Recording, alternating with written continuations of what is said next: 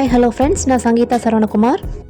இன்னைக்கு மைதா இல்லாம அரிசி மாவை யூஸ் பண்ணி ஈஸியா எப்படி கேக் செய்யறதுன்னு பார்க்கலாம். ஒரு பவுல்ல 2 முட்டை எடுத்து நொர வர வரைக்கும் பீட் பண்ணிக்கோங்க. 1 டீஸ்பூன் வெனிலா எசன்ஸ், 1/2 கப் சர்க்கரையை கொஞ்சம் கொஞ்சமா சேர்த்து பீட் பண்ணிக்கோங்க. மெஷரிங் கப் இல்லைன்னா ஏதோ ஒரு டம்ளரை அளவா எடுத்து 1/2 கப் 1 கப்னு மெஷர் பண்ணிக்கோங்க. சர்க்கரை கரைஞ்சி முட்டை இப்படி ஒயிட் கலராக வர வரைக்கும் நல்லா பீட் பண்ணிக்கோங்க. இப்போ இது கூட 1/4 கப் உருக்குன வெண்ணெய் சேர்த்து பீட் பண்ணிக்கலாம். 1 கப் அரிசி மாவு, 1 teaspoon baking powder, 1/2 teaspoon baking soda, இது எல்லாத்தையும் சேர்த்து நல்லா சலிச்சு எடுத்துக்கலாம்.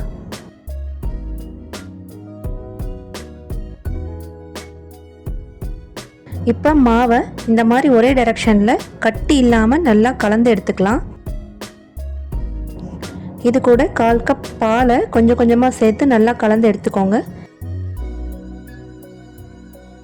இப்போ நம்ம கேக் பேட்டர் ரெடி ஆகிடுச்சு. ஹார்ட் ஷேப்டு பேக்கிங் டின்னில் நான் எண்ணெய் தடவி பேக்கிங் ஷீட் போட்டு வச்சுருக்கேன்.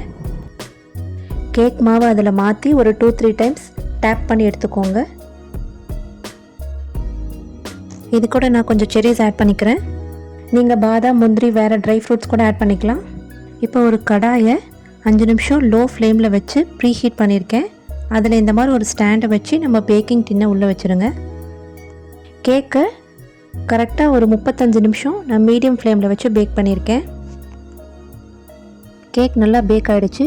இதை ஒரு 1/2 மணி நேரம் அப்படியே ஆற விட்டுருங்க. 1/2 அன் ஹவர் கழித்து கேக்கை டீமோல்டு பண்ணி ஒரு போர்டில் மாற்றிக்கலாம்.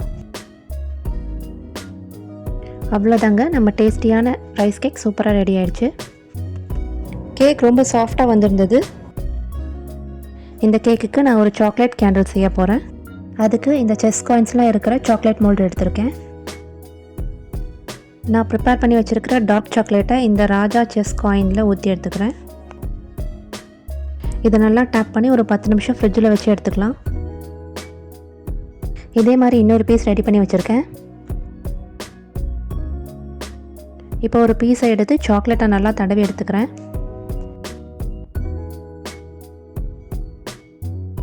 இப்போ திரியை சென்டரில் வச்சு இன்னொரு பீஸ்லையும் நல்லா சாக்லேட்டை தடவி மேலே ஒட்டிடுறேன். சாக்லேட்டில் ஒரு டூத் பிக்கை சொருகி 10 நிமிஷம் ஃப்ரிட்ஜில் வச்சு எடுத்துக்கிறேன். இந்த கிங் சாக்லேட் கேண்டலை கேக்கில் ஃபிக்ஸ் பண்ணிடலாம். இந்த ரைஸ் கேக்கை நான் என் வீட்டில் நடந்த பர்த்டே பார்ட்டிக்கு தான் செஞ்சுருந்தேன். இந்த கேக்கையும் சேர்த்து மொத்தம் 40 வெரைட்டி ஆஃப் ஃபுட் ஐட்டம்ஸ் செஞ்சுருந்தேன். அந்த வீடியோவோட லிங்க்கையும் எண்டில் கொடுக்குறேன், போய் செக் பண்ணி பாருங்கள்.